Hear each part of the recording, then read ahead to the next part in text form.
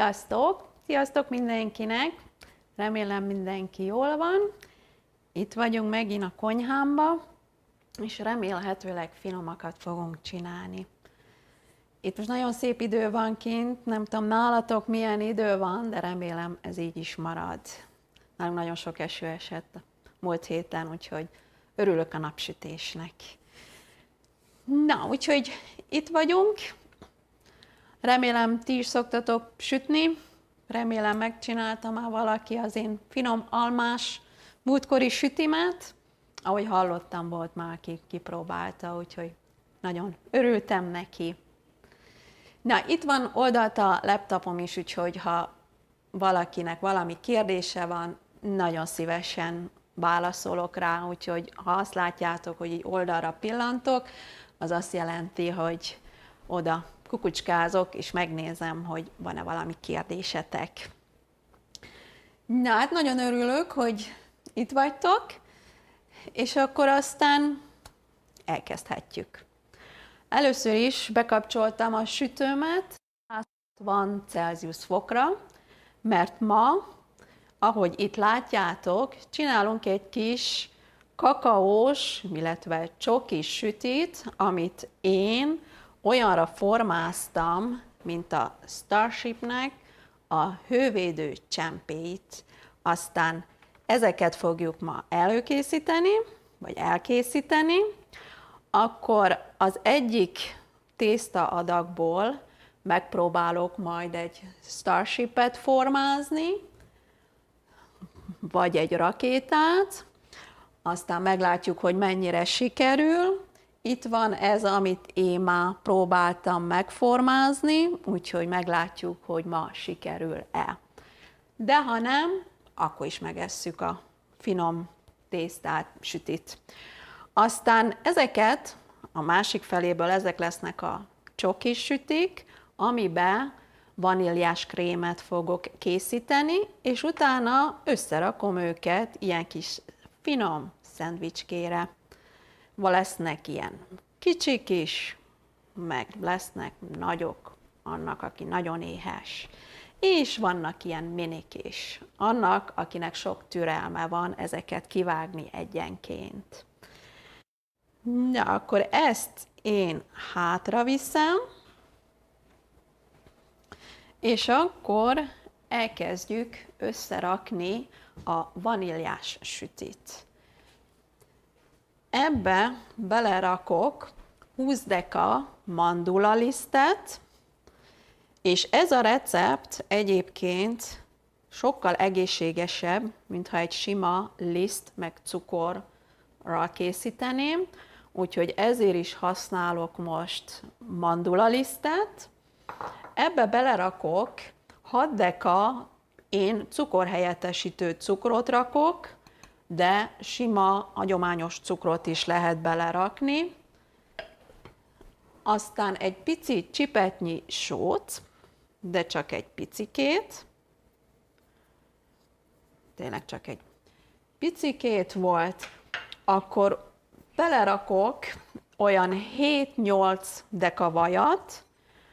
Arra vigyázzatok, hogy a vaj ne legyen nagyon puha, főleg ha már melegebb van, mert akkor az egész tészta szét fog menni, nem tartja meg a formáját. Úgyhogy én most ezeket a vaj darabokat még kisebbre fogom vágni. Ezt a vajat már körülbelül olyan 10-15 perce kivettem a hűtőből, de nem akarom, hogy nagyon puha legyen, úgyhogy ez ilyen félig kemény vaj. Ezeket belerakjuk. És amint látjátok, én most dupla adagot fogok készíteni, csak azért, hogy tudjak csokisat is csinálni, meg vaníliás sütit is. Itt nálunk úgy hívják ezeket, hogy sugar cookie, ami azt jelenti, hogy cukros sütemény.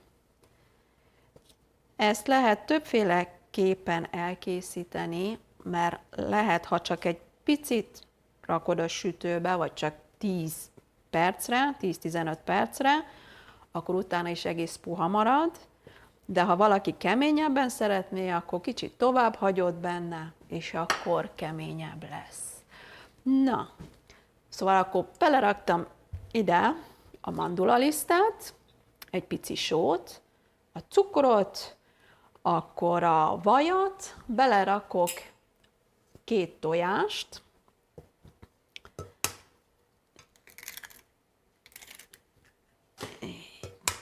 és belerakok egy kis vanília kivonatot, és ettől lesz vaníliás süti.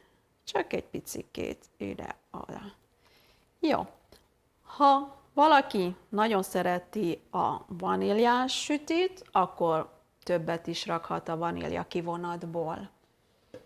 Na, akkor ezt most hátra viszem a piros keverőmhöz, és akkor egy pár pillanatig összekeverem. Majd lehet, hogy fogtok hallani egy kis csattanást, amikor ezt berakom, ne ijedjetek meg.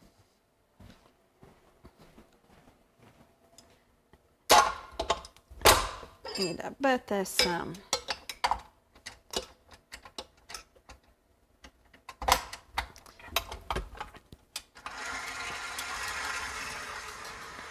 Ez egy nagyon puha tészta, úgyhogy pár másodperc és akkor kész lesz.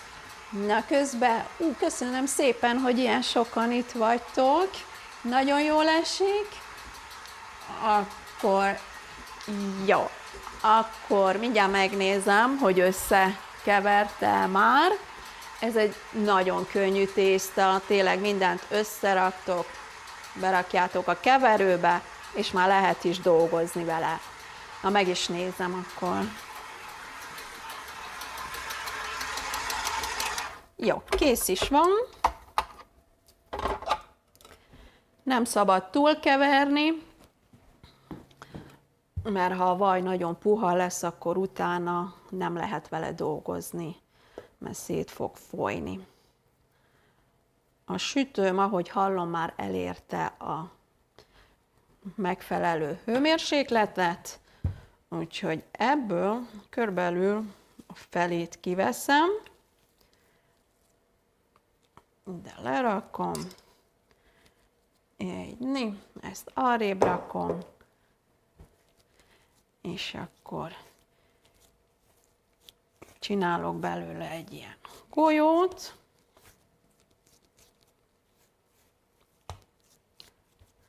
A vaj szerencsére nem olvadt el benne, úgyhogy az jó jel, mert könnyebb lesz vele dolgozni. Na most akkor a sodrófával kicsit kinyújtom, körülbelül olyan fél centi vastagságúra. De megint, ha valaki jobban szereti, hogy kemény és ropogós, akkor vékonyabbra kell kinyújtani, és akkor ropogósabb lesz.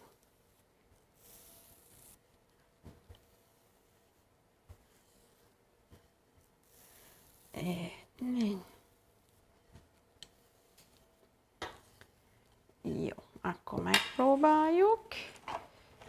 Ezt itt rárakom. Jó, akkor van a kis kerek formám, mivel a Starship-et szeretném ezzel fölépíteni, így megpróbálom kerek sütikkel. Úgyhogy ezt itt rányomom, és úgy fogom csinálni, hogy először annyit nyomok rá, amennyi kifér, utána a tésztának a szélét kiszedem, mivel ez nagyon vajas tészta, így nem tudom csak fölszedni a tésztát, mert akkor szét fog menni. Úgyhogy kiszedem ezeket, és utána pedig megpróbálom leszedni őket, mégpedig úgy, hogy ezt a szilikon pedet megfogom alulról, és akkor így leszedem, és akkor így a formája valószínű, hogy megmarad. Ide rakom egymás mellé. Mondom, a süti része az nagyon egyszerű, és nagyon finom. Majd meglátjuk, hogy össze tudjuk-e rakni a Starship-et. Jó, ezt is ide raktam.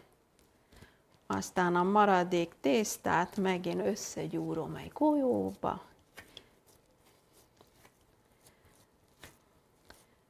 Jó, tényleg nagyon puha a tészta, itt a sodrófa. Megpróbálom ezt is fél centiméteresre kinyújtani.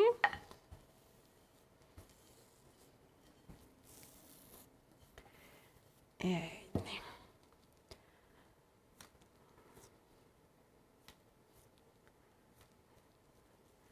Jó. Megint leszedem a széleit. És akkor megint megpróbálom leszedni.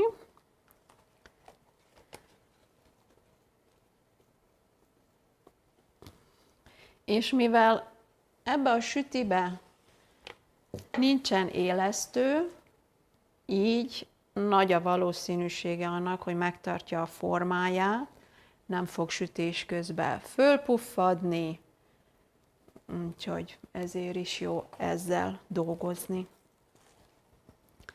Na, akkor itt már van egy pár. Jó, van nekem 8 darab.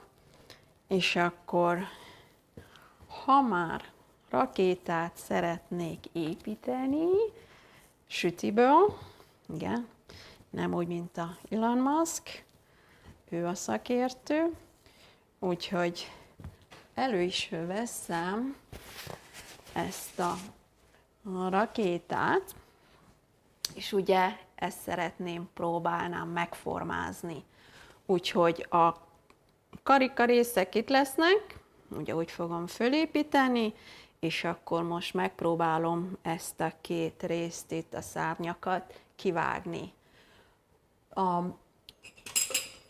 Nekem a legjobban a pizzavágókés segít, mert ezzel tudok szépen egyenesen vágni, illetve úgy, hogy a tészta, a nyers tészta nem lesz olyan cikcakos. Úgyhogy nézzük meg, hogy meg tudom-e formázni ezt a két részt itt lent.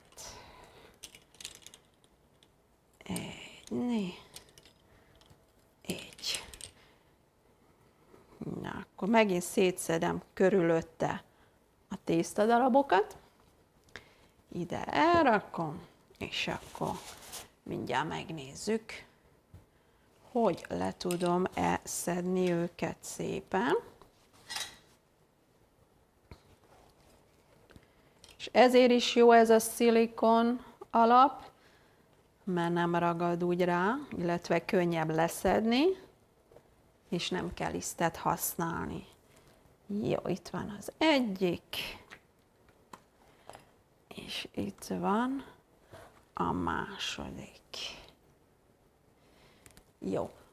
Van még egy kis tésztám, megpróbálom a felső részt is megcsinálni.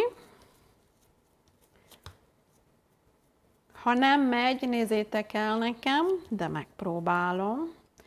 Tehát ugyanúgy, mivel az alapja ugyanolyan széles, így tudom használni ezt a formázót, és utána, ugye, ahogy látjuk, az olyan csúcsos a teteje, úgyhogy megpróbálom megformázni, hogy ez is olyan csúcsos legyen. Jó, már alakul.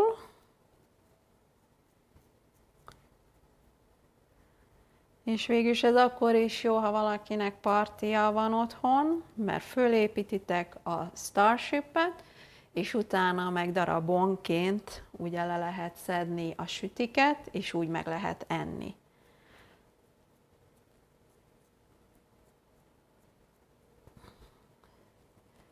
Jó.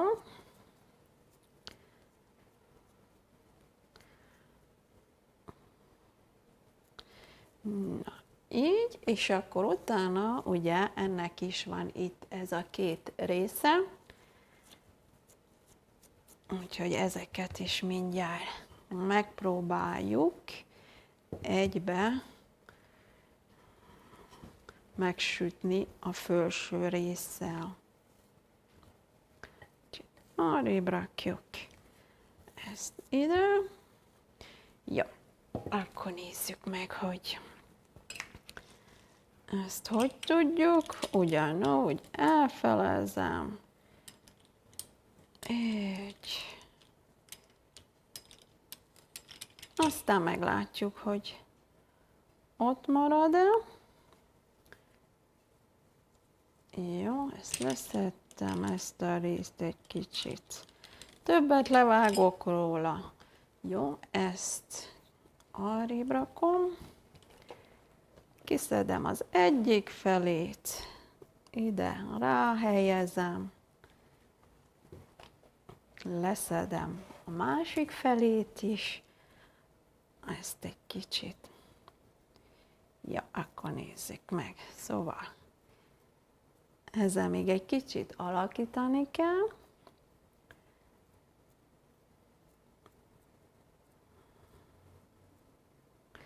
Jó, ide rárakom mindjárt a tepsimre. Egyni. És akkor megnézzük, hogy áll.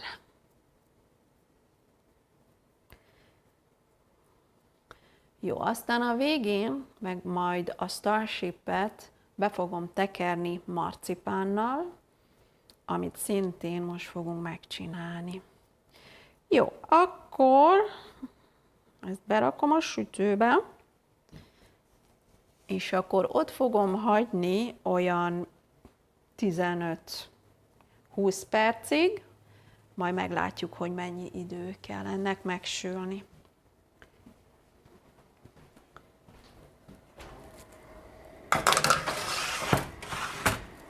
Jó, akkor nézzük. 10 perc után megnézem. Ha van valami kérdésetek, akkor nagyon szívesen válaszolok, és szia mindenkinek! Köszönöm, hogy ennyien itt vagytok. Ja, akkor a maradékból megcsináljuk a hittájlokat. Az a kedvenc részem. Tehát itt maradt még tésztánk. És megint szeretem én ezt a tésztát, mert egy tésztafajtát többféleképpen lehet elkészíteni. Jó, akkor a hittájlok, ugye, amint tudjuk, az olyan sötétebb színű, úgyhogy ahhoz pedig egy kis kakaóport fogunk használni. És méghozzá úgy, hát ez is ízlés szerint. Én cukormentes kakaóport használok, megint kevesebb kalória, talán egészségesebb, de viszont az íze ugyanolyan. Sőt, még jobb is, ha cukormentes kakaóport használtok, mert különben nagyon-nagyon édes lenne. Úgyhogy ezt összekeverjük. Így, olyan, mint a gyurma.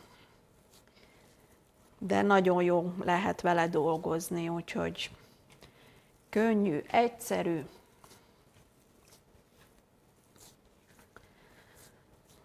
És mondom, mivel nem kell élesztő hozzá, így az az előnye, hogy nem kell várni, amíg az élesztő elkezd dolgozni, és sütés közben se fog fölpuffadni.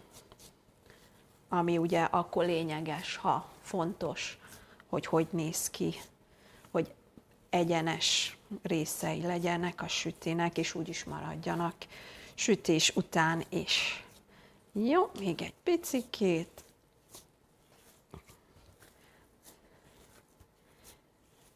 Még már barnul, nem sokára. Ez szép egyenletes barna lesz, Jó, azt hiszem nem is rakok bele több kakaóport, hanem így. Jó lesz. A vaj meg úgyis elolvad sütés közben. Jó, de viszont most jó, hogy hűvösebb a vaj, mert egybe tartja a tésztát. Nem fog szétfolyni. Na, akkor ezt is ki fogom nyújtani. Így. És ezt is körbelül olyan fél centiméteres vastagságúra.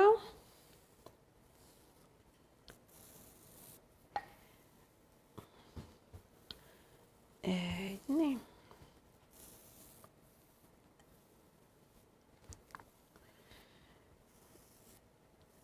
Megcsináljuk azokat a hídtájlokat, hogy aztán ne legyen gond később a rakétánkkal. Meg ez is jól néz ki a vanília krémmel benne. Úgyhogy olyan, mint egy kis szendvics.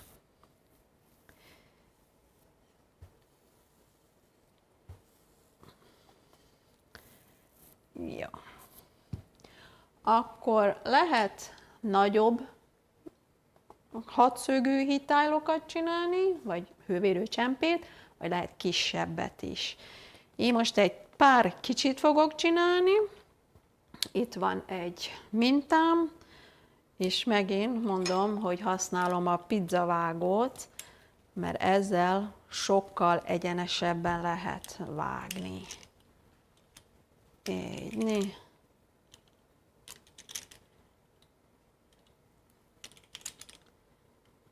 Hogy megnézzük, hogy milyen. És itt van az első. Jó, látom, a papír kicsit ráragad, nem baj, akkor csinálunk nagyokat. Jó. Akkor ide rakom a tepsit, és akkor használhatunk nagyokat is. Így megint annyit, amennyi kifér a tésztából. Így. Jó, megint leszedem a tésztát körülötte, mert így könnyebb leszedni majd a tésztát.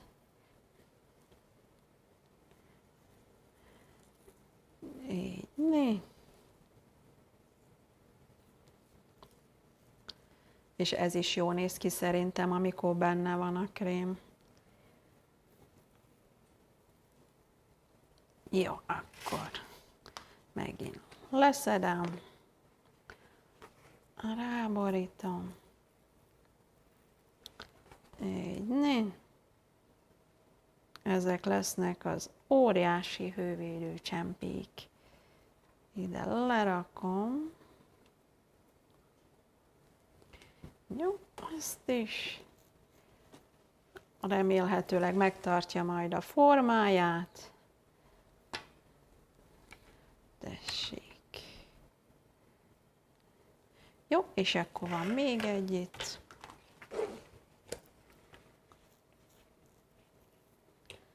Így. Jó, akkor idáig van 3 nagyobb. Egy kisebb, mindjárt megnézzük, hogy tudunk-e még kisebbeket csinálni. A maradék tészta, illetve még egy nagyot fogok csinálni. Többi meg a középső méretűek lesznek, mert csináltam icike-piciket is. Ahhoz jó nagy türelem kell. És aztán az lehet, hogy az sokáig tartana, jó? Akkor még egy kicsit hagyom a másik sütit a sütőbe. Jó, akkor kivágok még egy nagyot, hogy párosan legyen, és akkor utána megpróbálom így kiszedni, hogy össze tudjam majd ragasztani őket. Jó. Ez így jó. Ezt akkor jó csinálni, amikor hűvös van a konyhában, különben a tészta egy kicsit szétfolyik. Na nézzük, tudok-e kisebbeket is készíteni. Úgy. Szóval a búzaliszt helyett mandulalisztet használtam. Ez egy kicsit másképp viselkedik, mint a rendes liszt, és nagyon finom. De akkor nézzük meg, hogy tudunk-e formázni.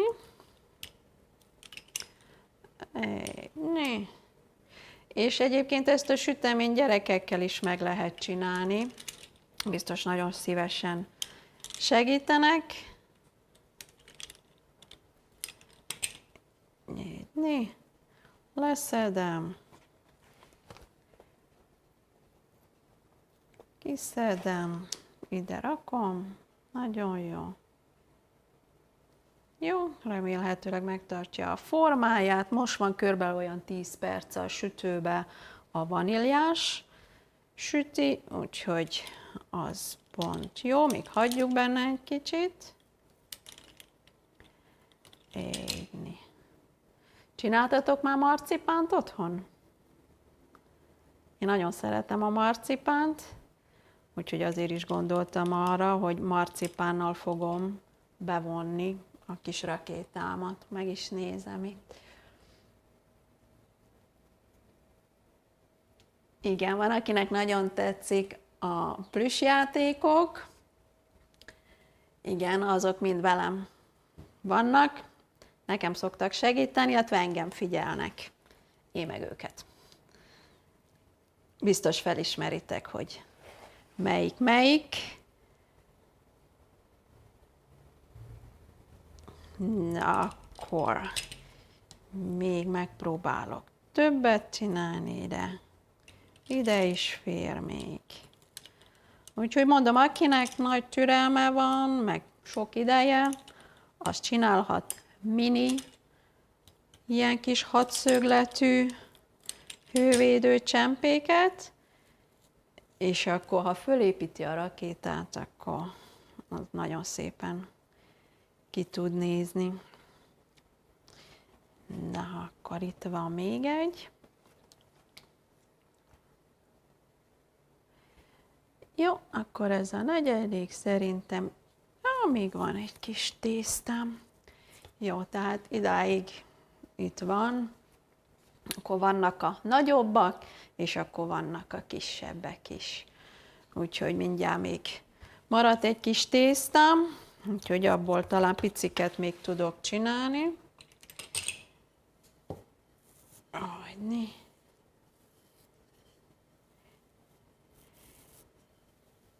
Jó. És mondom, ezt is lehet vékonyabbra, vastagabbra,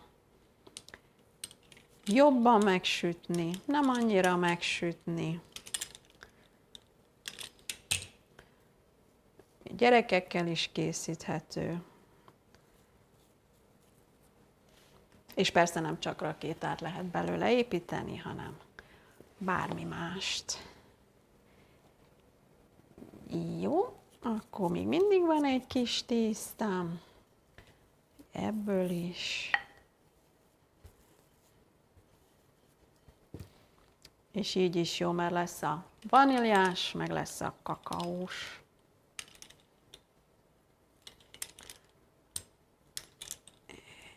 És a pizza vágó tényleg nagyon segít. Próbáltam összehasonlításképpen rendes késsel vágni, de az nem fog olyan egyenes vonalakat vágni ezen a sütin, mint a pizzavágó.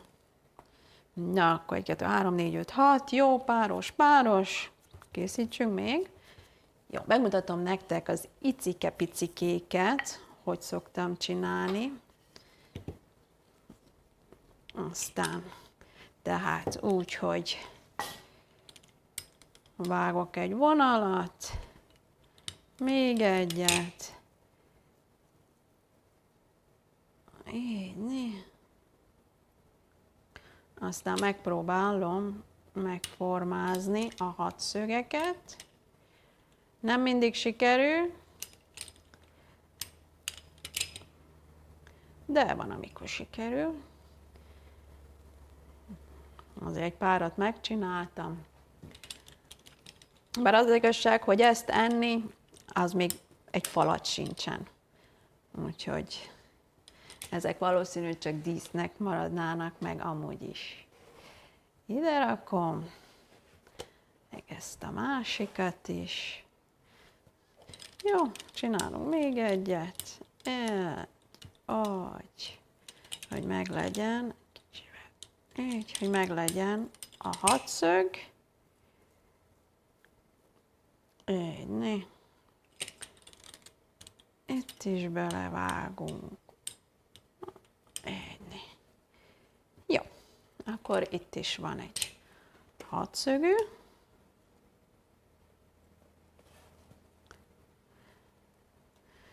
Jó, akkor csinálok még egyet, hogy páros legyen.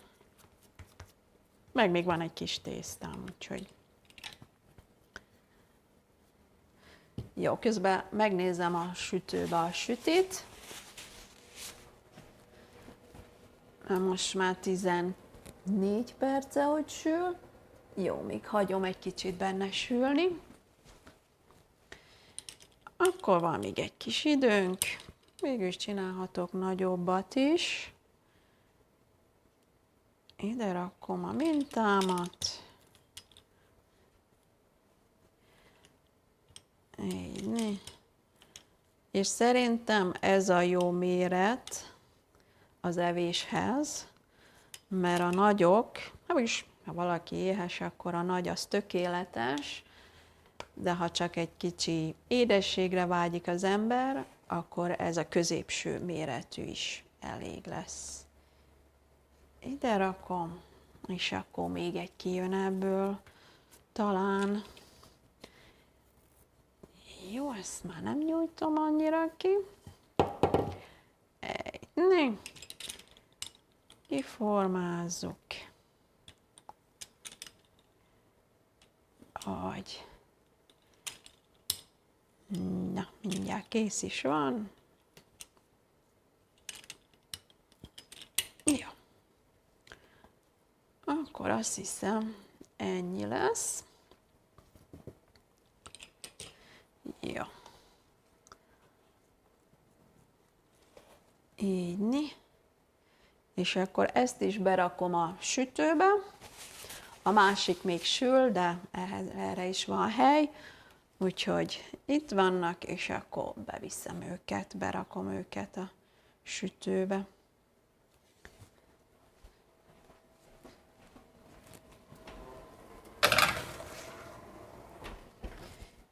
Jó, akkor ha van valami kérdésetek, akkor nagyon szívesen válaszolok.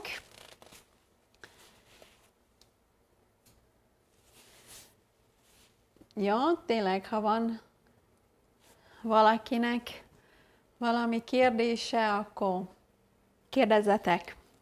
Na, tehát akkor megvolt a vaníliás, meg a kakaós süti, illetve a csokis, és akkor, ahogy mondtam, ezt fogom megpróbálni elkészíteni, és ehhez, látjátok, itt vannak a hídtájlok, és akkor ezt bevontam marcipánnal, megpróbálok most is egy ilyen szürkés, ezüstös marcipánt készíteni, amíg sülnek hozzá a hozzávalók.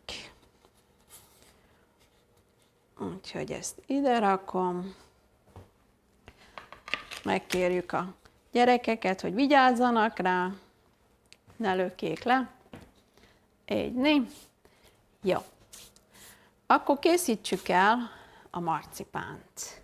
És mivel a hozzávalók szinte majdnem ugyanaz, mint a vaníliás sütinél, így újra tudom használni ezt a tálat. Úgyhogy a marcipánhoz használok 9 deka cukrot, akkor utána 14 deka porcukrot, abba beleteszek 22 deka mandulalisztet. Ugye a marcipánnak a nagyja az mandula. Jó, akkor ehhez hozzá fogok rakni egy tojást, egy egész tojást, így, és utána ezt is újra tudjuk majd használni, és mivel ha ezt összekeverem, akkor ugye olyan fehéres, sárgás marcipánt kapnék, de mivel szürkét szeretnék, így kicsit játszani fogunk a színekkel. Ételszínezéket fogunk beletenni, és megnézzük, hogy hogy fog kinézni. És a szürkéhez rakok egy kis kéket, ide belerakjuk, kinyomok egy kis kék étel festéket, akkor egy zöldet, hagyni, és egy kis pirosat.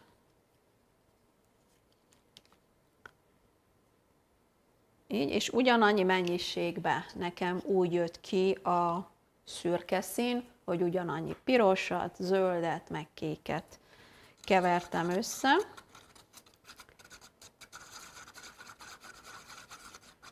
Összekeverjük. Jó, így most egy nagyon sötét színt lehet látni, szinte fekete.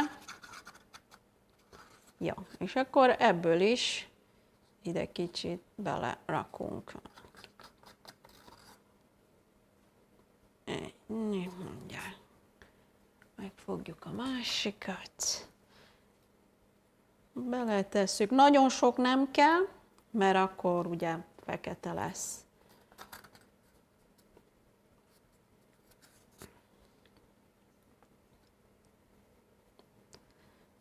Így. És akkor mindjárt oda viszem a keverőmhöz. Összekeverem, és akkor megnézzük, hogy milyen szín jön ki belőle.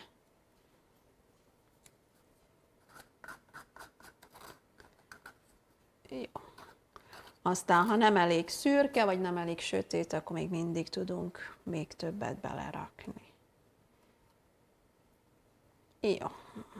Akkor ezt ide beleteszem.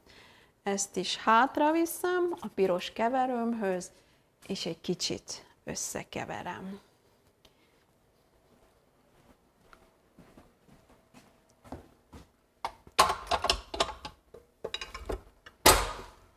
Elnézést a nagy kattanásért.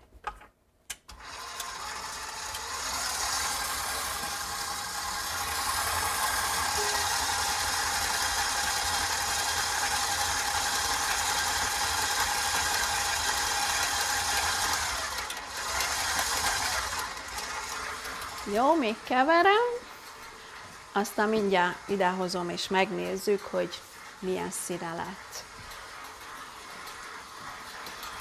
Közben a sütiket is megnézem.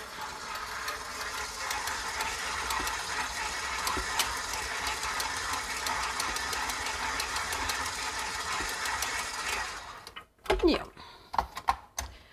Azt hiszem, a többit kézzel fogom.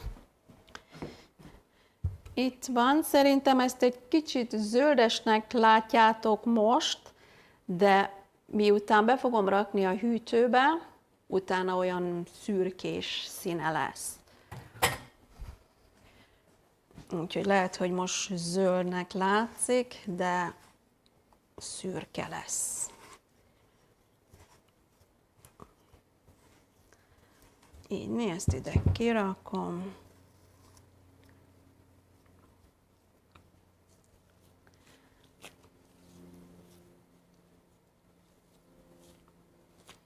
Nagyon szeretem a marcipánt, úgyhogy szeretek vele dolgozni, és könnyű vele dolgozni egyébként. Így. Szoktatok marcipánt csinálni?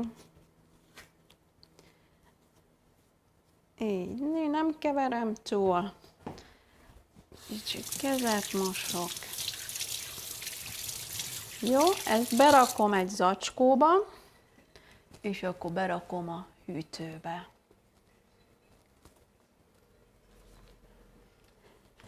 Jó, közben megnézem, hogy van-e valami kérdés. Igen, a Starship-em az már nem plüss, hanem azt meg lehet enni. Annak az alapja egy csomó vanília süti, a kerekek. Abból fölépítettem a Starship-et, a tetején van az, amit külön sütöttem, és akkor utána a marcipánnal bevontam. Na, tehát akkor itt a marcipán, amit berakok a hűtőbe.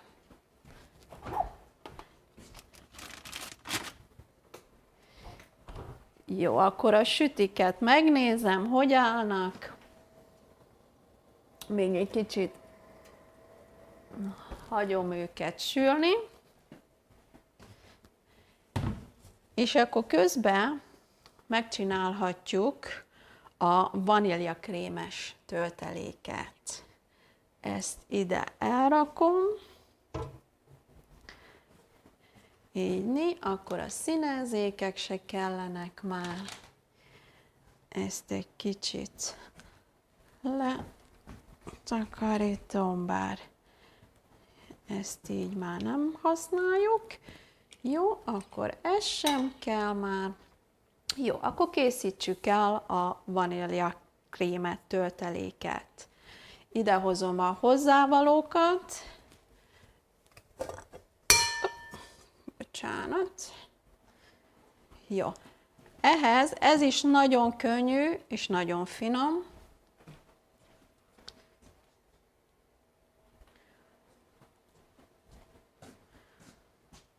Kiveszek egy kanalat. Jó. Tehát akkor a sajtkrémhez használok 10 deka krémsajtot. Én megint egy kicsit többet fogok csinálni, csak hogy biztos, hogy elég legyen.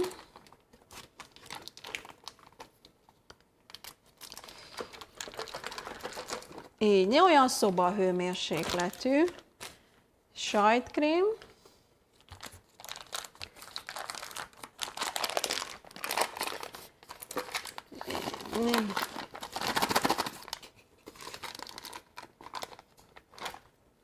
Jó. Akkor a sajtkrémbe belerakok egy kis cukrot, majd mindjárt megnézem, hogy hol van a cukrom, de ha nincsen, akkor nem gond, mert van itt cukor. Így, nem is itt van, hanem itt van. Kimérem a cukrot, és akkor beletesszük. Ez szintén cukorhelyettesítő cukor, úgyhogy úgy egészségesebb. 4 deka. Használom ezt, amiben volt a cukor. Jó, kimérünk 4 dekát.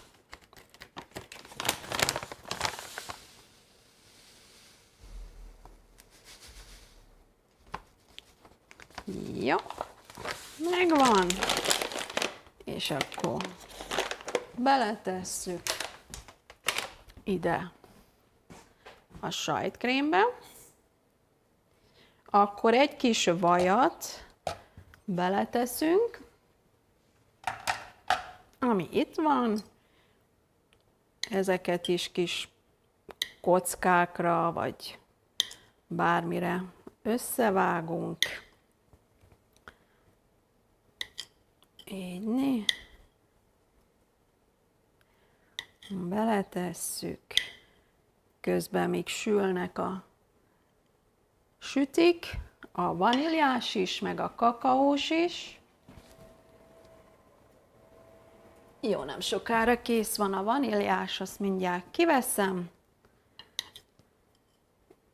Hagyjuk hűlni.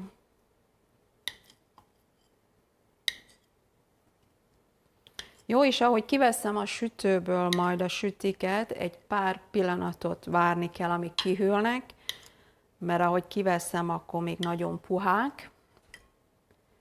Úgyhogy rajta fogom hagyni a tepsin, és utána veszem majd le. Jó. Látom, közben egyre többen lettünk, úgyhogy nagyon örülök neki. És sziasztok mindenkinek! Ezek most könnyű receptek, de már gondoltam arra, hogy esetleg következő alkalommal egy kicsivel komplexebb sütit fogunk csinálni, és persze az is az én kedvencem, a belga waffle, az nagyon kalóriadús, úgyhogy arra külön föl kell készülni, hogy nem szabad előtte enni. Na, tehát akkor a vaníliakrémhez használtam ugye a sajtkrémet, raktam bele vajat, cukrot, és akkor egy kis tejszínt fogok még belerakni, és attól függően, hogy mennyire töményen, keményen szeretném majd, hogy legyen, vagy hogy folyósabban, annyi tejszínt fogok belerakni. És mivel én úgy szeretném, hogy tömörebb legyen, ugye, hogy föl tudjam építeni a Starshipünket, így én csak 4 kanálnyit fogok belerakni. De ha valaki folyékonyabbra szeretné, akkor lehet belerakni 5 kanálnyit is.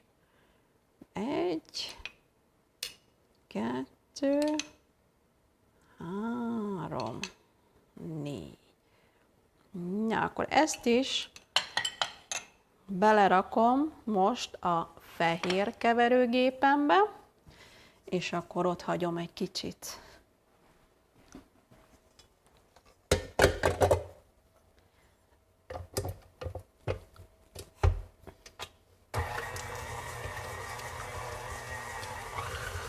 Jó, és addig kiszedem a vaníliás sütit, amit azt hiszem ide fogok rakni.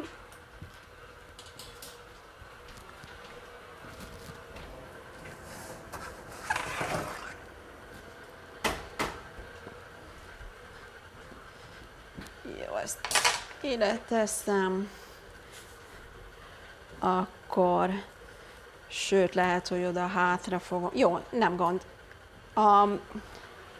A csokisat még hagyom benne, ezeket viszont nem sokára kiszedem onnan, megnézem a sajtkrémet, illetve a vaníliás krémet. Jó, ez meg is van, meg is mutatom nektek. Úgyhogy így van, össze lett keverve a sajtkrém, a vaj, a cukor, és akkor a tejszín. Most, ha valaki nagyon különlegeset szeretne csinálni, akkor rakhat ebbe is ételszínezéket, de én most meghagyom ezt ilyen színűre.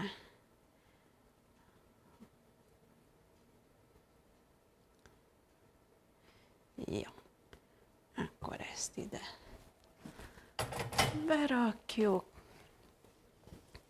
és akkor mindjárt belerakom a krém kinyomomba, és akkor majd összeépítjük a Starshipet.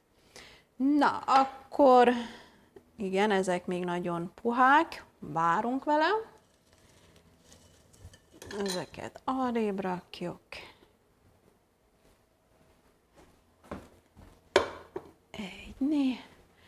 Na, akkor én készítettem már tegnap is, vagy ma reggel is ilyen vaníliasütiket, úgyhogy itt vannak az alsó szárnyak, és itt vannak, ezek már kihűltek, úgyhogy mindjárt ezekkel fogom kezdeni az összerakást. Azt hiszem, a sodrófánk se kell már. Úgyhogy hát próbáljuk meg akkor összeépíteni. Ezt ide rakom, akkor azt hiszem, hogy stílusosak legyünk, ezt fogom használni, hogy egyből ide landoljon, ugye a Starship, nehogy véletlen máshova menjen. Na, akkor készítettem, mindjárt ide is hozom, illetve, ja, lehet ezt is, jó, ide fogom rakni. Jó, akkor próbáljuk meg összerakni a Starship-et. Akkor megfogok egy vaníliás sütét, és akkor itt van a vanília kinyomóm, ebbe beletöltöm ezt a vanília krémet, amit épp most készítettünk. Így, beletöltöm ide, és ugye mivel nem akarom, hogy szétfújjon, ezért raktam csak 4 kanálnyi tejszínt.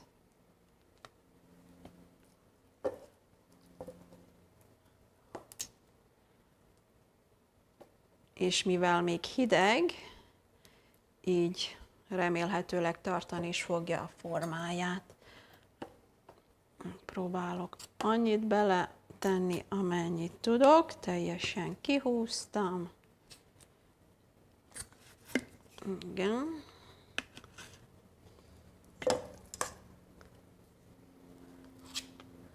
Így, megtöltjük.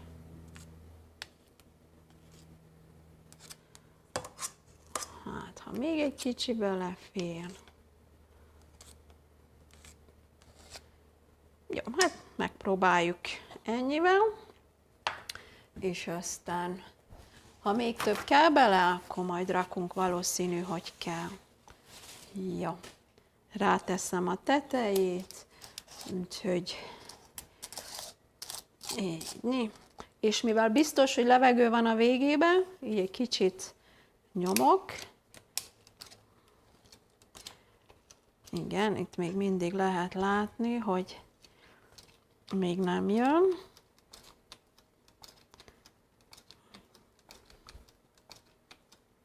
Most már jön. Úgyhogy. Jó. Akkor. Jó. Akkor ezt egy pöttyöt fogok a közepére rakni. Így, és akkor így a szélére is.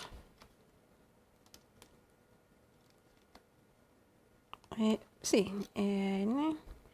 Oké, azt hiszem, be még levegő van. Jó. Így is jó lesz az első. Legalább nem fog kicsúszni oldalt. Jó. Akkor elhelyezem a következőt. Hát, mindjárt megnézzük, hogy melyik milyen, és akkor azt szerint válogatom össze, hogy megpróbáljam úgy egyenest is maradni. Úgyhogy kirakom ezeket ide, és akkor meglátjuk, hogy melyik hogy sikerül. Ja. Akkor így. Jó, lehet egy kicsit kemény a tészta, vagyis a krém. de mindjárt rakunk még bele.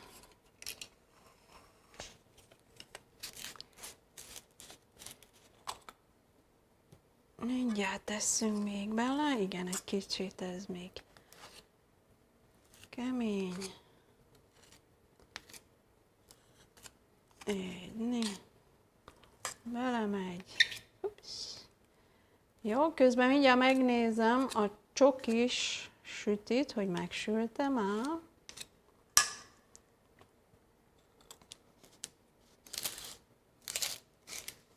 Jó.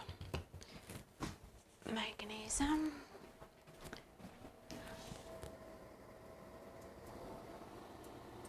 Egy picikét még hagyom sülni.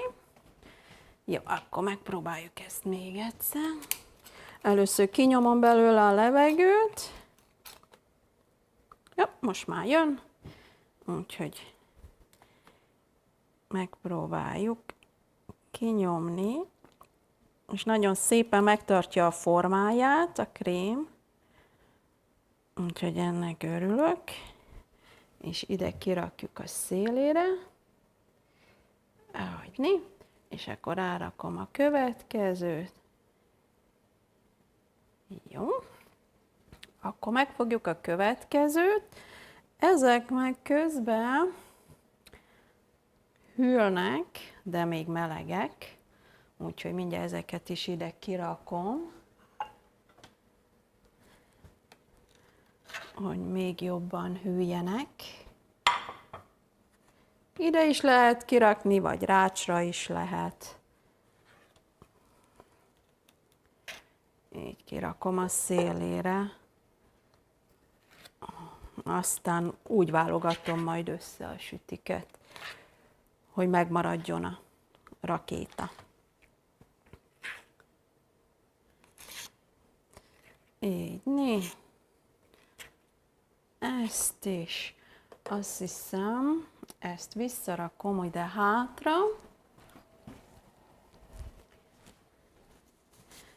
Még meleg, azokat hagyom kihűlni.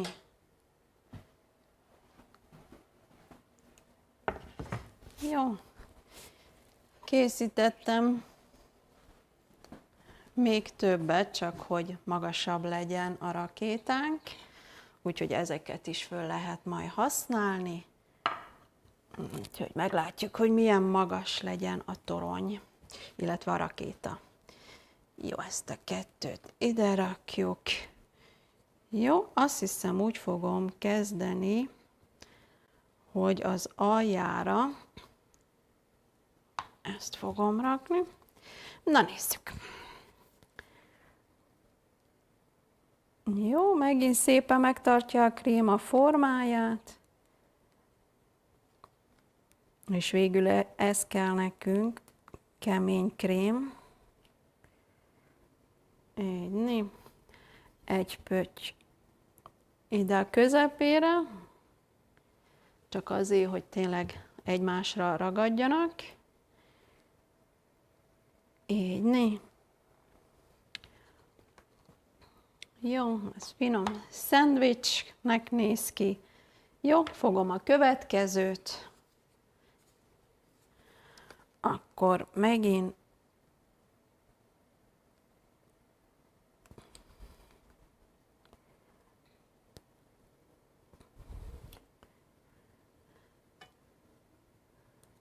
levágom. Kicsit megigazgatom, hogy szépen nézzen ki, főleg a külseje. Bár mondom, hogyha rakétát csinálok belőle, akkor az marcipánnal lesz bevonva. Így. Még egyet. Az ide. Hogy ne essen össze. Ezt csak inkább ilyen ragasztónak használom. Jó, akkor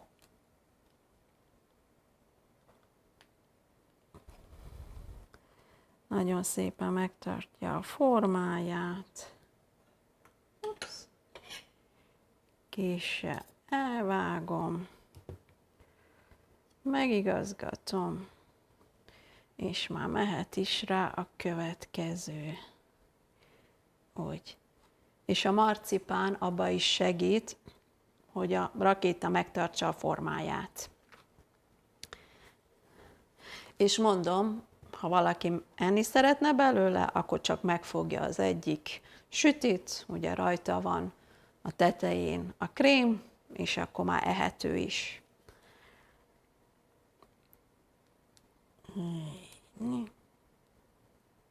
Jó, ez is megvan. Egy pötty a közepére.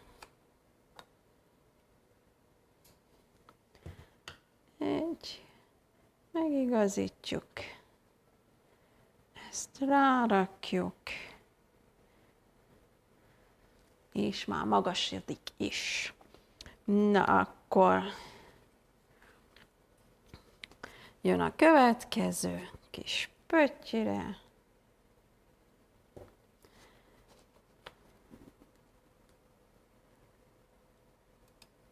És ez több napig jó egyébként, ez nem fog megromlani az első nap, sőt másnap a süti része megpuhul a krém miatt, és még finomabb lesz.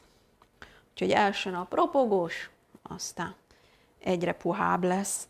Na nézzük, mennyit. Jó, ezt még rakunk rá. Akkor megint egy pötty ide a közepére. Közben megnézem a csokis sütit. Jó, azt hiszem kiveszem. Megsültek. Úgyhogy fölveszem a kesztyümet, aztán. Jó, nagyon jó. Ide rakom hűlni, aztán majd idehozom, ha kész van. Jó, akkor rakjuk tovább a krémet.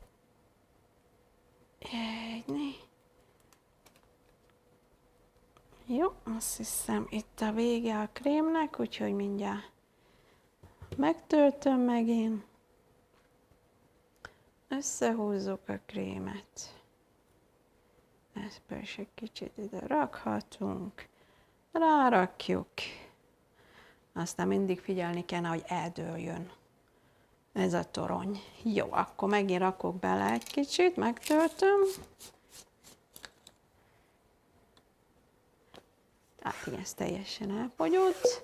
Jó, akkor rakunk bele még a krémet. Ha valami kérdésetek van, akkor tegyétek föl nyugodtan. Jó.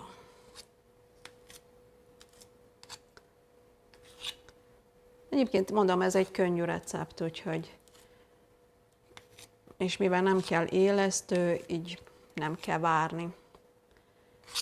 Folyamatosan lehet csinálni a dolgokat. Jó, ezt is ide beletesszük. Jó. Na, akkor.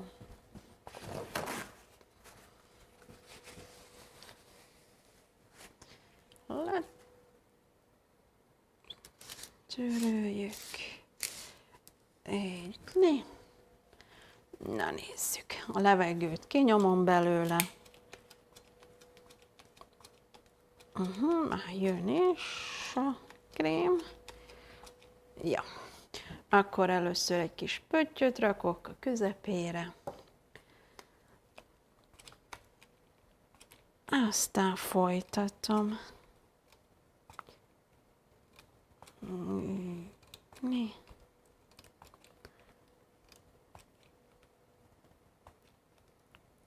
A krémet nem rakom teljesen a szélére, ahogy látjátok, mert ahogy összenyomom a sütiket, nem akarom, hogy a krémet szétnyomjam. Úgyis szét fognak majd nyomódni, látjátok itt az alján, ahogy egyre nehezebb lesz.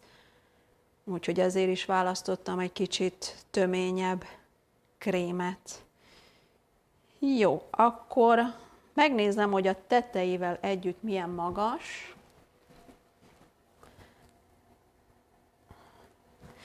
És a tetejét is majd bevonjuk marcipánnal, úgyhogy jó.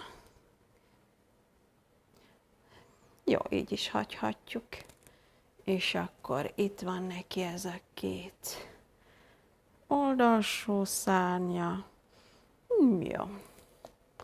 Rakjunk rá még egyet, rakhattunk rá. Ezek már úgy, ahogy kihűltek. Jó, akkor közben a marcipánt is kiveszem a hűtőből, csak hogy lehessen vele dolgozni. Egyni. Jó, akkor rakunk rá egy kis krémet. Levágjuk közepére, és akkor mehet.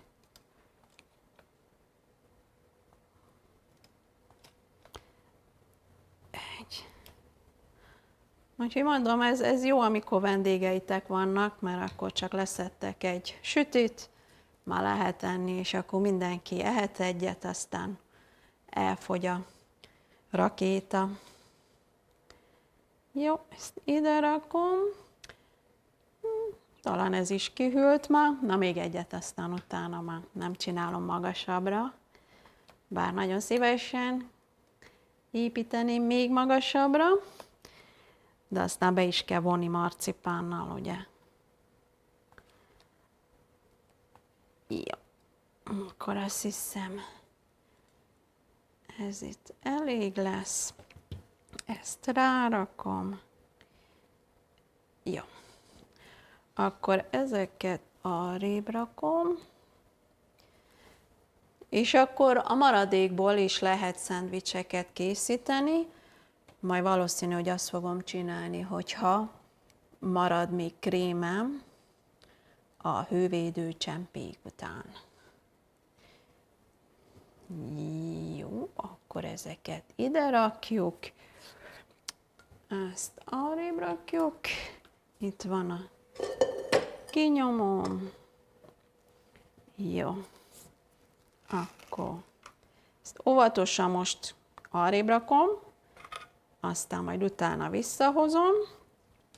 Jó, akkor most dolgozunk egy kicsit a marcipánnal. Így letakarítom egy picit ezt a szilikon mettet. Így. Úgyhogy próbáljátok meg, mert nagyon finom, könnyű megcsinálni, és nem is nagyon időigényes, és több napig jó. Na, akkor ez már Starship, igen, már próbál Starship lenni. Jó, akkor most nézzétek meg a színét ennek. Tehát ezt az előbb ugye raktunk színezéket, mint kéket, pirosat és zöldet. Akkor olyan zöldes volt, de most, ahogy ki fogom nyújtani, ez már inkább olyan szürkésnek látszik. Akkor megpróbáljuk kinyújtani. Ezt kicsit félbe fogom vágni. És akkor először olyat próbálunk meg, amiben a törzsét fogjuk belerakni. Jó, akkor ide rakom, sodrófám kell, és akkor megnézzük, hogy ki tudjuk-e nyújtani. Ez most elég kemény lett a hűtőbe, de ahogy egy kicsit megdolgozzuk, úgy meg fog puholni, és akkor könnyebb lesz kinyújtani. Ugye tudjátok ti is, hogy amikor a marcipánt minél többet fogjuk a kezünkbe, akkor utána egyre puhább lesz. Azért is kell gyorsan megenni. Na, akkor ezt arrébb rakom, ezt másik felét, hogy több helyem legyen, és akkor étni.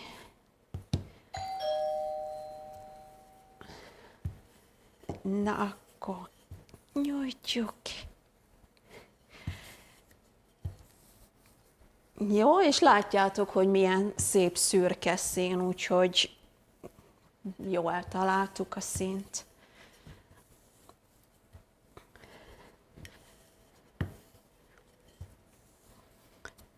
Így, aztán megfordítom, és akkor egyre puhább, úgyhogy egyre könnyebb dolgozni vele.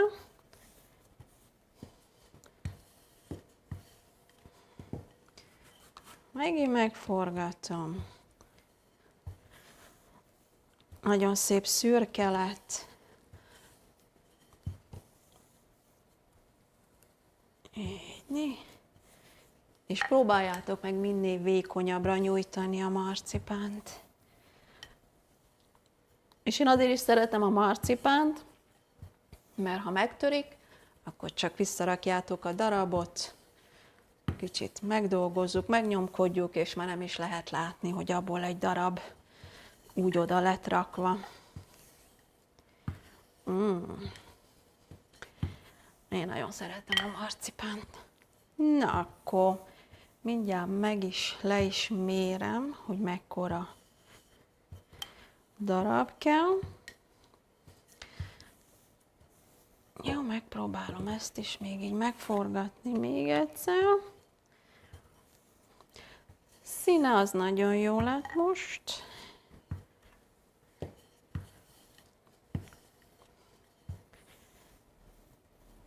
Jó, kicsit megdolgozzuk, hogy hőmelegedjen. Hogy így.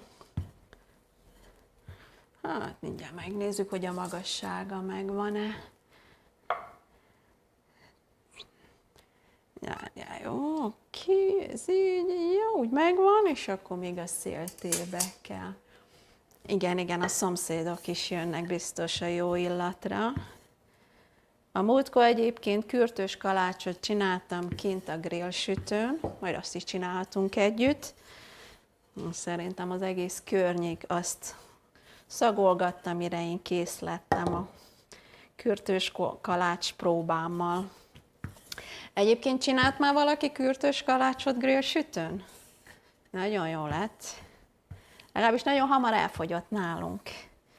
És ez még csak a próba volt, úgyhogy ha nyáron nem akartok bent sütni, akkor ajánlom a grillsütős kürtös kalácsot. Na, akkor megpróbálom még vékonyabbra gyúrni ezt a marcipánt. Jó, azt hiszem a hossza az már megvan, és akkor majd a formához vágjuk.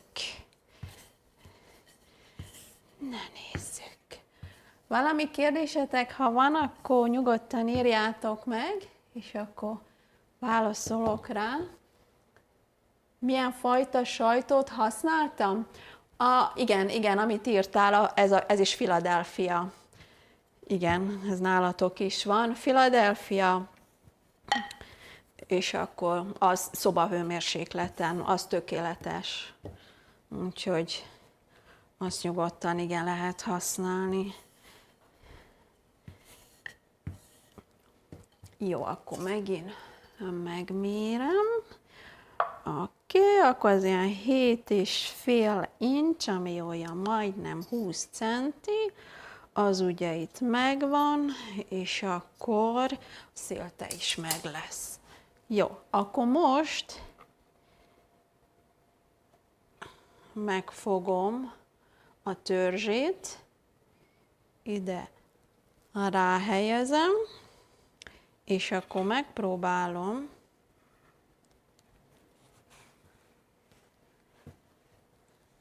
becsomagolni a marcipánnal. Így.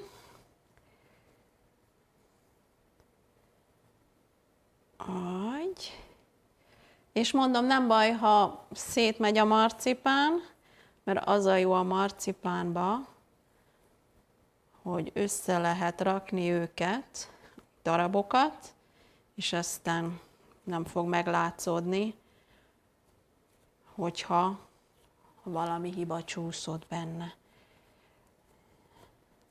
Jó, akkor levágom a felesleges részeket. Az alját meghagyom egyenesnek, hogy szolidan álljon. És akkor a tetejéből is most csak úgy érzésre levágok egy darabot. Fölállítom, egyni. És akkor addig próbálgatom itt rajta a ruhát, amíg aztán jó nem néz ki. Egyni. És jó, egyre puhább lesz a marcipán, úgyhogy könnyű azzal dolgozni. Jó. Akkor a tetejét egyenesre vágom. Egyni. Ezt is. Hagyni. És akkor egyelőre ezt így hagyom, de úgy, hogy közben morzsát leszedem innen, és akkor ráteszem ezt a alját, úgyhogy már alakul. Jó, akkor ezt félreteszem egy picit, közben kinyújtom a maradék marcipánt, ebből is vágok egy darabot megint, mert ugye vannak még itt az alsó részek, meg a teteje is, amit be kell vonni. Azt hiszem, ez talán elég lesz a alját bevonni.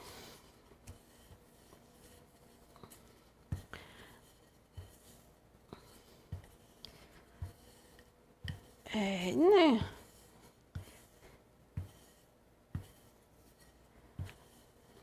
Mondom, minél vékonyabbra nyújtjátok ki a marcipánt, annál könnyebb dolgozni vele. Jó, akkor nézzük meg, hogy be tudom-e vele csomagolni az alsó szárnyát. Így. Azt hiszem elég jó lett. Lehet látni a formáját is. Úgyhogy. És persze ezt is majd meg lehet enni, akár marcipánostól, de úgy is, hogyha leszeritek a marcipánt. Jó. Ez lesz itt a egyik.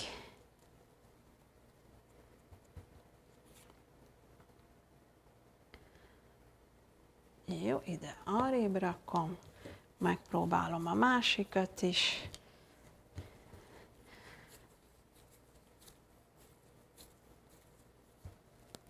Így, jó. És elég jó szürke színű lett, úgyhogy örülök neki.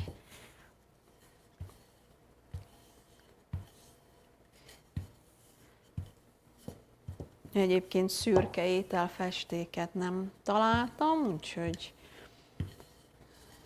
de hát elég könnyű szürke színt összerakni. Csak nem szabad túlzásba vinni a színek összetételét, mert akkor nagyon sötét lesz, és akkor már inkább fekete lesz. Na, akkor betekerem a másikat is, talán még egy kicsit nagyobbra nyújtom. Így. Ráhajtom. Nagyon jó. Itt látszik a formája.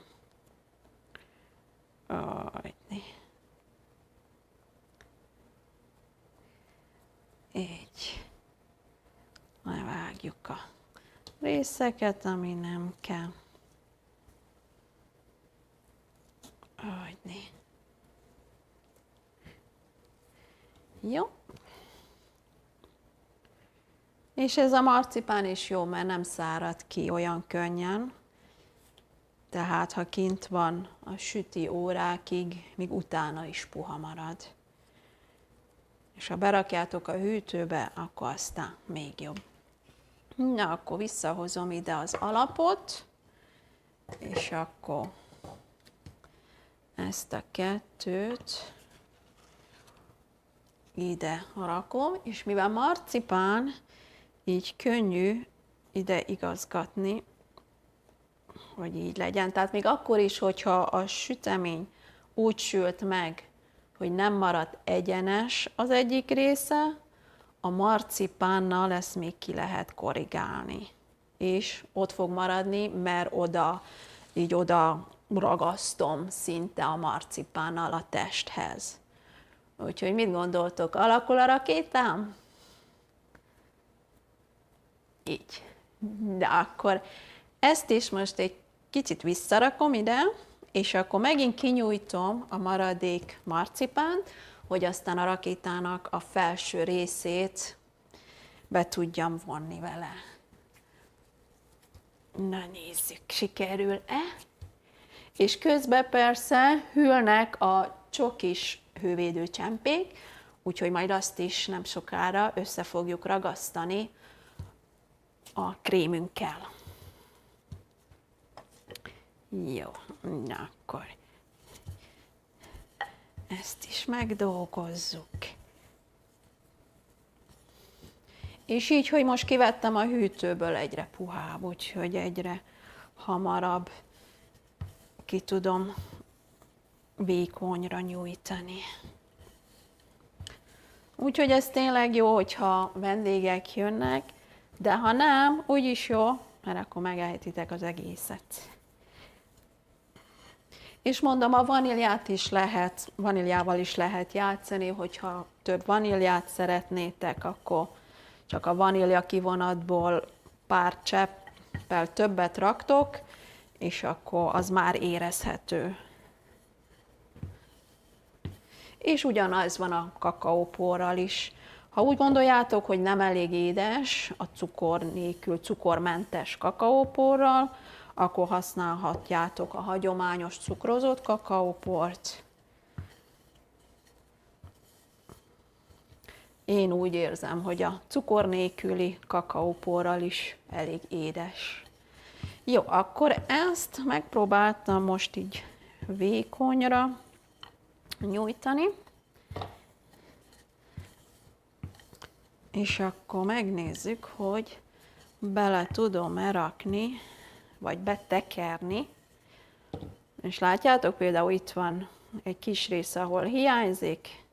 Megfogom a marcipán darabot, ráhelyezem, és akkor nem is fog látszódni, ahogy majd rárakom a felső részre. Na, hát akkor nézzük meg, hogy le tudom-e szedni. Oké, ez egy kicsit még itt vastag, kicsit még nyújtok rajta. Így. Jó, akkor most azt fogom csinálni, hogy ezt mindjárt leszedem. Nagyon szépen lejön, arrébb rakom, ide rakom a tetejét. Ó, ez sokkal nagyobb lett, mint maga a felső rész. És akkor most megint úgy dolgozok, hogy megpróbálom fölvenni a formáját, ugye, a felső résznek. Közben folyamatosan vágom le a részeket, amik nem kellenek, könnyebb legyen, és akkor remélhetőleg mindjárt meglátjátok a formáját. Így. És mondom, ha véletlen többet vágtok ki, mint ami kell, akkor csak fogtok egy darab marcipánt, és szinte oda lehet ragasztani. Addig kell itt játszani vele, amíg föl nem veszi a formáját. Így. Szép szürke lett, úgyhogy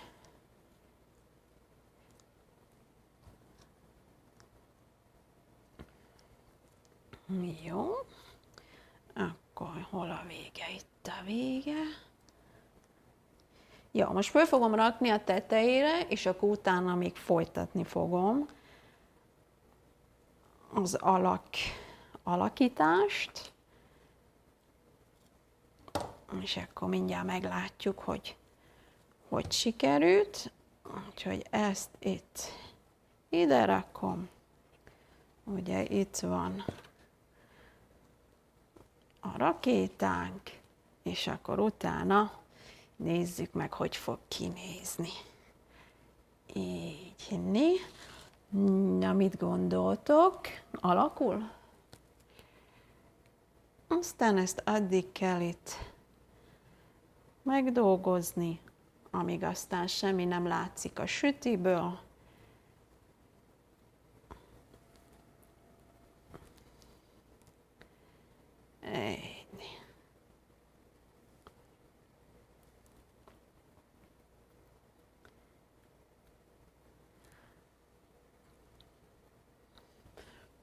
Na, nézzük.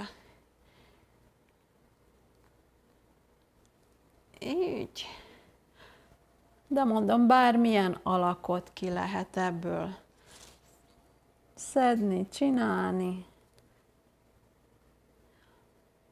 Így. És utána még olyat is lehet csinálni, hogy a marcipánból icike-picike kis hittájlokat csinálni, és azzal kidíszíteni. Jó, ezt itt hagyom, közben egy kicsit a pici marcipán darab is elég lesz egyszerre.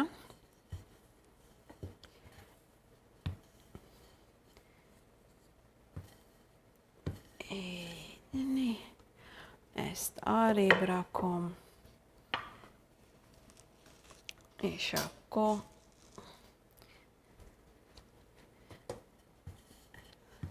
így. Úgyhogy lehet gyakorolni a rakétakészítést.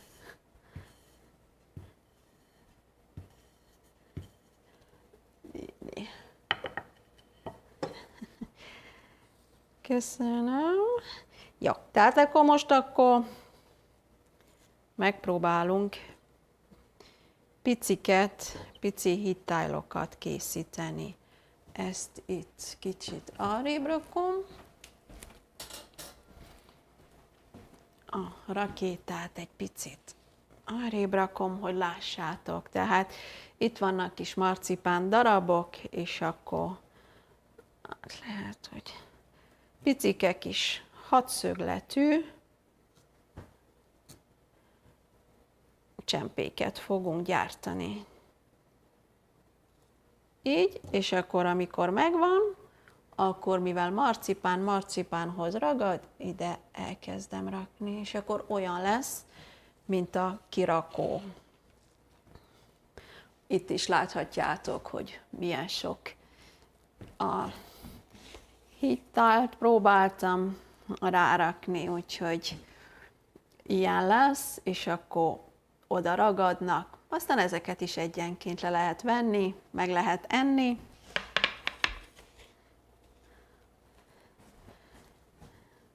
Na, akkor csinálunk még egy-két csempét, hatszögletűt, ide rárakjuk, és akkor utána megnézzük a csokis hőcsempéket, hogy kihűltek-e már. Szóval így lehet végig rakosgatni őket, amíg el nem fogy a marcipán, meg a türelmetek. Úgyhogy csinálok még egyet, és utána idehozom a csokis sütiket. Így. Úgyhogy. Így. Na, még egyet a másik oldalra, nehogy féloldalas legyen. Így. Jó. Na, tehát akkor a rakétát tele lehet rakni ilyen kis picike hittájlokkal, amíg a marcipán kitart. Jó, akkor maradék marcipánt elrakom, és akkor a rakétát is egy picit arrébb rakom, aztán ide hozom még, ezeket fogom először összeragasztani, amit még nem ragasztottam össze. Úgyhogy itt vannak ugye ezek a csokis sütik, összepárosítok kettőt, ráteszem a krémet, és utána összerakom őket.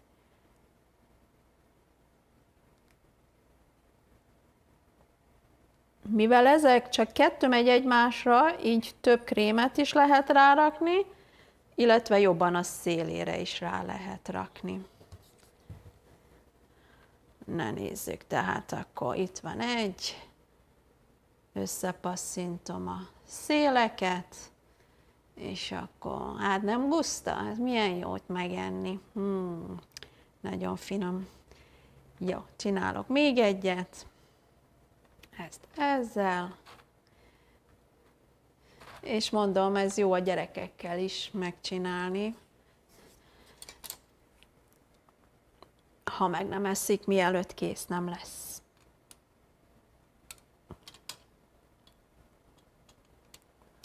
Ja. És ha valaki nagyon szereti a krémeset, akkor még több krémet lehet belerakni. És akkor ezt is megfogom. És akkor összepasszintom itt a részeket. Na milyen? Jó néz ki. Jó, mit csinálunk? Még egyet. Melyiket? Azt hiszem, azt meg azt fogom. Na nézzük.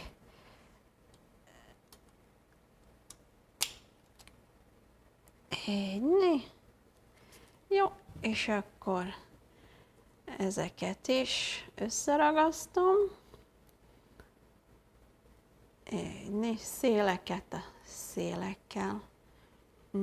Ezt nézzétek meg, ez nagyon, nagyon guszta.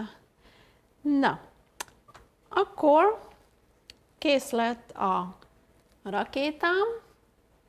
Még, ha van még marcipán, akkor tele tudom rakni a hővédőcsempékkel, és akkor itt vannak a csokisak,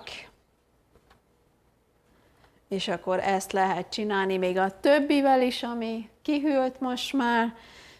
Van még krém, úgyhogy, sőt, amit fogok csinálni, ha már itt van a Starship-em, hogy használni is fogom.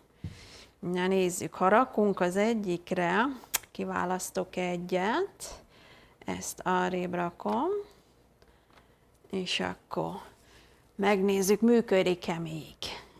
Ide rakom a krémet.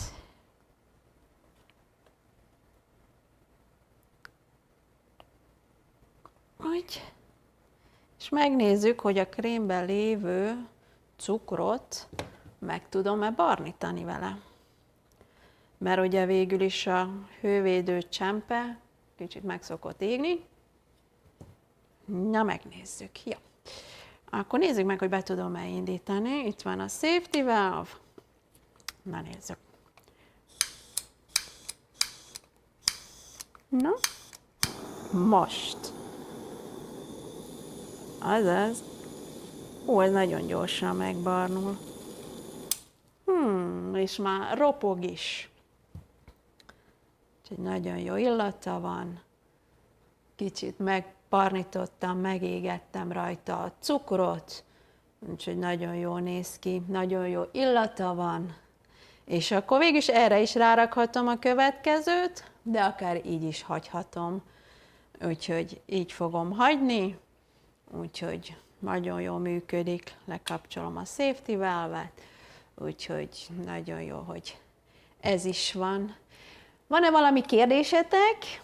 Esetleg valaki megpróbálja megcsinálni, ha nagyobbra meg tudja csinálni a Starship-et, és elküldeni nekem a képet, nagyon örülnék neki. Ezt lehet magasabbra csinálni, vékonyabbra csinálni. Ha tetszett, akkor nyomjatok egy lájkot, ha tetszett, amit csináltam. Iratkozzatok föl, ha még nem iratkoztatok föl, mert legközelebb csináljuk a belga waffle-t. Nagyon-nagyon finom lesz, nagyon-nagyon édes lesz. Ja, akkor várom a kérdéseteket, ha... Igen, ez már egy Starship torta, igen. De mondom, az a nagyon jó, hogyha vannak vendégeitek, akkor le tudod venni a felső részét, azt is meg lehet tenni, és utána pedig, ugye aki csinálta, az tudja, hogy szeletelve vannak benne a sütik, úgyhogy mindig csak el kell vágni egy szeletet, és akkor ott van maga a vaníliás süti, a vanília krémmel. És ugyanezt persze meg lehet csinálni a csokis sütivel, azokat kerékformára vágni, és akkor úgy felépíteni a Starship-et. Én azért választottam a marcipánt köré, mert akkor így legalább jobban látszik, hogy ez egy rakéta. De mindenki úgy készíti el, ahogy szeretné. Úgyhogy, ha nincs több kérdésetek, akkor köszönöm szépen, hogy itt voltatok, és akkor találkozunk legközelebb. Sziasztok mindenkinek!